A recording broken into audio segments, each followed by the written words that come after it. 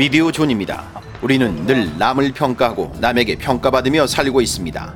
낯선 존재가 나에게 우호적인지 적대적인지 의도를 파악하는 것은 생존과 직결된 본능입니다. 그런데 인간은 한 가지를 더하고 삽니다. 바로 자기 평가. 스스로 자신을 평가할 때가 있습니다. 우리는 겸손의 시대가 아닌 자기 PR 시대에 살고 있습니다.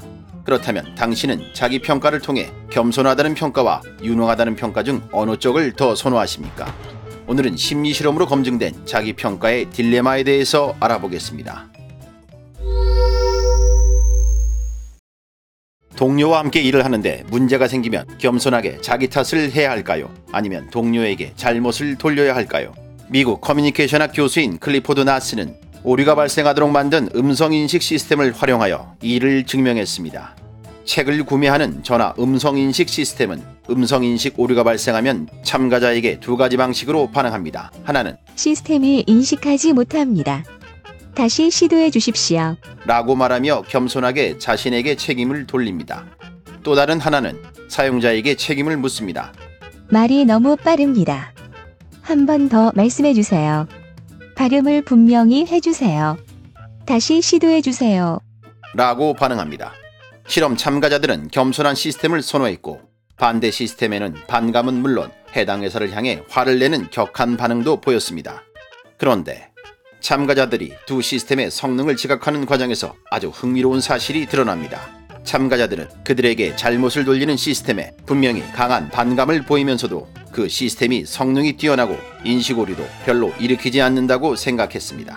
결국 겸손한 태도를 좋아하면서도 그 시스템의 성능은 낮게 평가하는 것을 보면 자기 탓을 하지 않고 동료 탓을 할 때 더 유능하게 보일 수도 있다는 겁니다.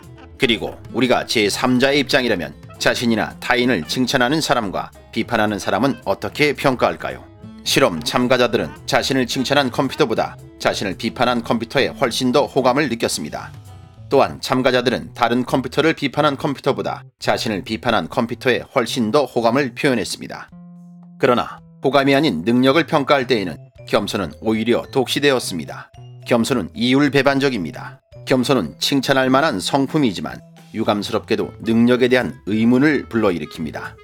이제 우리는 자신을 칭찬해야 할지 다른 사람을 칭찬해야 할지 분명히 선택할 수 있습니다.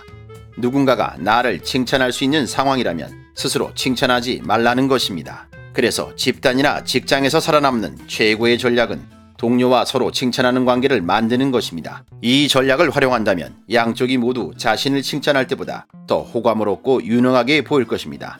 사람들에게서 호감을 얻고 싶고 자신이 얼마나 지적으로 보이는가에 관심이 없다면 자신을 비판하고 타인을 칭찬하면 됩니다. 반면에 지적으로 보이고 싶고 호감을 얻지 못해도 상관이 없다면 다른 사람들을 비판하고 굳이 자신을 낮출 필요가 없습니다. 그러나 두 번째 전략은 신중하게 선택해야 합니다. 우리가 타인에게 호감을 얻지 못하면 사람들은 우리가 지적이라고 생각해도 다른 사람들에게 우리를 칭찬하지 않거나 우리의 능력에 상응하는 보상을 해주지 않기 때문입니다. 그리고 다른 누군가를 비판할 때 자신과 의견을 주고받는 사람을 노골적으로 비판해서는 안 됩니다. 여러분이 좋아요와 구독 버튼을 누르면 저에게 큰 힘이 됩니다.